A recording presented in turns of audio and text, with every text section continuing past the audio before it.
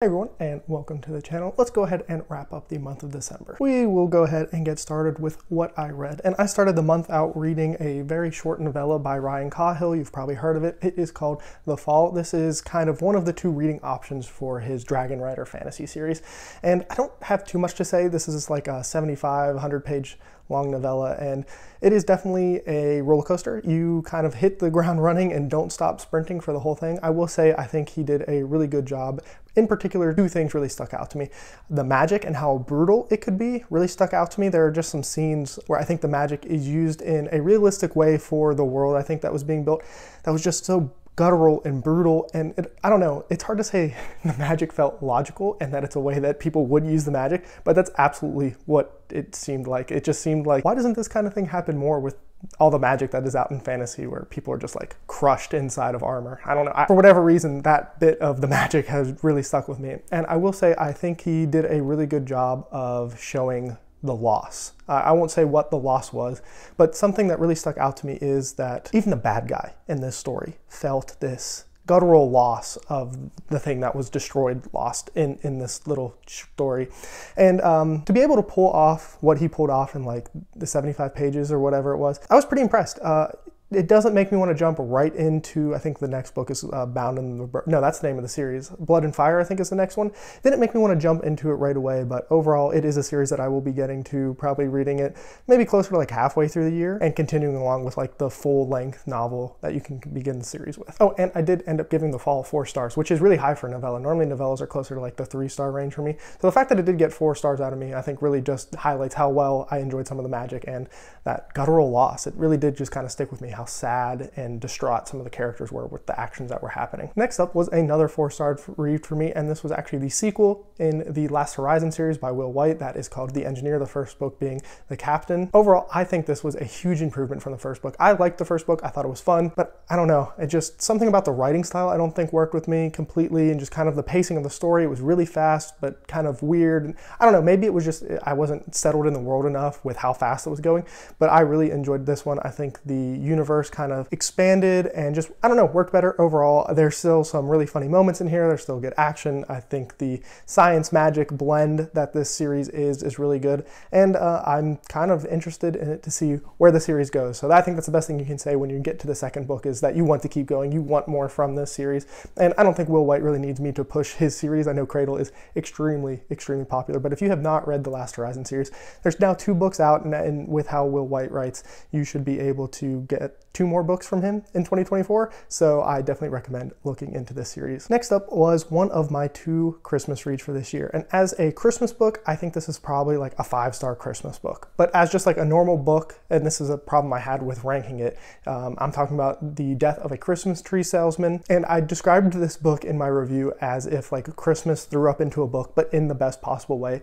There's nothing but Christmas references, Christmas tie-ins, it's all Christmas. You get to learn about some Christmas traditions outside of like America, which is obviously where I'm from, and you get like a cozy murder mystery, which is still just a weird subgenre to me. But overall, I do think it's good. I would not recommend to read this outside of Christmas. I just don't think it would have the same charm, and I don't know, it is just kind of one of those books where I think you need to kind of be in the Christmas season to really enjoy. Next up is my last Cosmere read that I needed to do. I am now officially caught up with all of the Cosmere. I was able to do it all in 2023, and that is The Sunlit Man, Secret Project number 4 by Brandon Sanderson. I gave this one a 4-star as well. I think that is probably my second favorite secret novel. I think I would go Yumi, Sunlit, Tress. I didn't read The Frugal Wizard or whatever it was called because I was only really interested in the Cosmere aspects of Brandon's writing at this point. But overall, I really liked the book. It is definitely a different kind of pace, a different kind of story.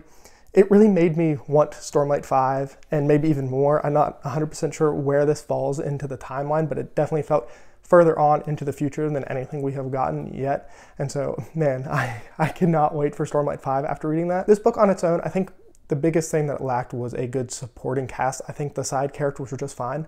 I think the villain was fine, and part of me likes it because it shows that like people interfering with other planets inside the Cosmere is, or can have the ability to really cause harm.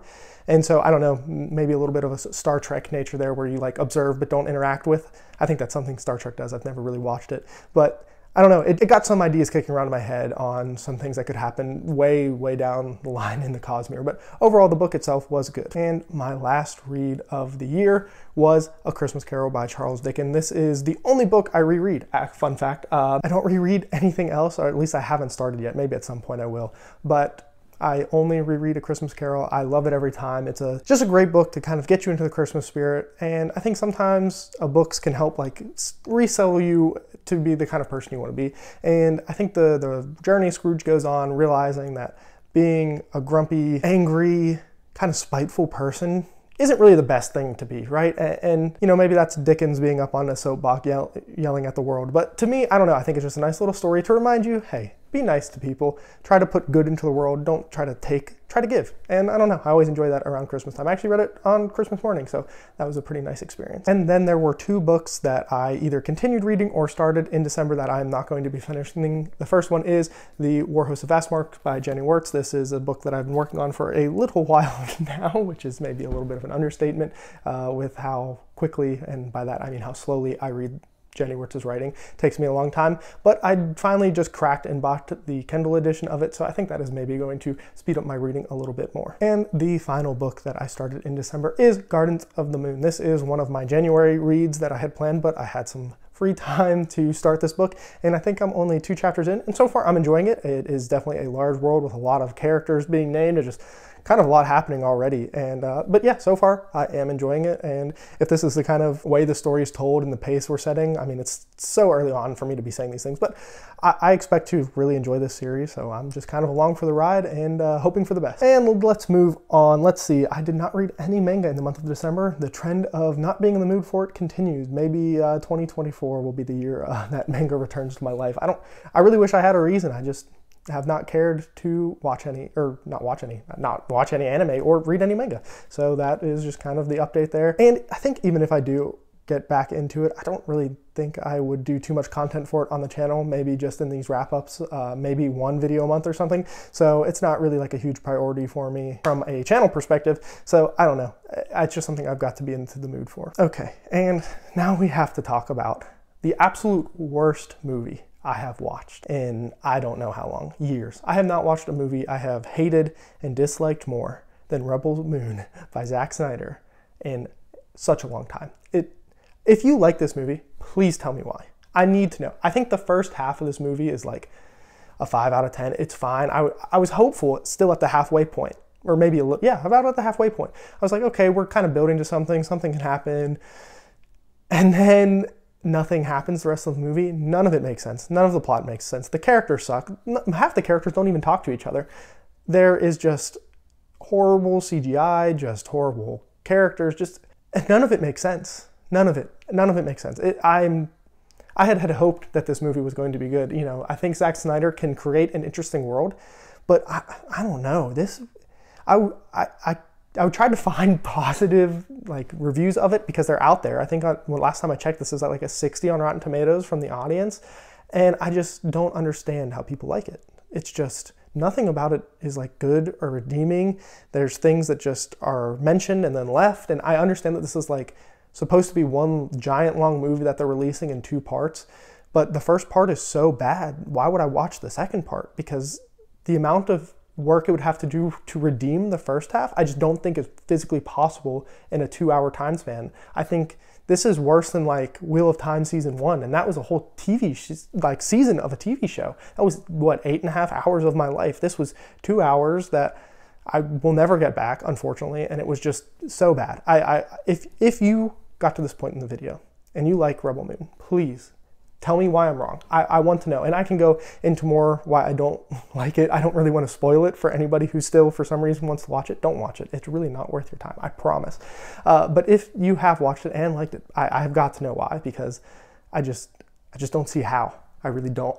And yeah, that's Rebel Moon, just a huge disappointment. The other movie, thankfully, that I watched, I enjoyed more. I don't think it was earth-shattering or some new revelations in my life or, you know, something like that, but I watched the second Avatar movie, and I mean, I thought it was good. It's like an hour too long. I think the first like hour of that movie could have been like a 15-minute prologue where they like explained what happened, and then where, you know, the rest of the movie could continue, but, you know, it was still good. It was like a 6.5, 7 out of 10, where Rebel Moon was like, every time I rank Rebel Moon, it gets a little bit lower. I think the first time I was like, it's like a 3 out of 10, then it was like a 2 out of 10. I don't know, it's like a 0 out of 10. Like, there's, every time I think about it, look, I'm ranting about it again. I'm trying to move past it, but it's just bad. But Avatar, The Way of the Water, I think it's called. It was pretty good. It was interesting. I like those big, like, epic sci-fi kind of worlds, so I'm a little bit of a sucker for it. So that movie just kind of fit. I like to see all the biomes and everything. While I will say some of the CGI and that also looked bad,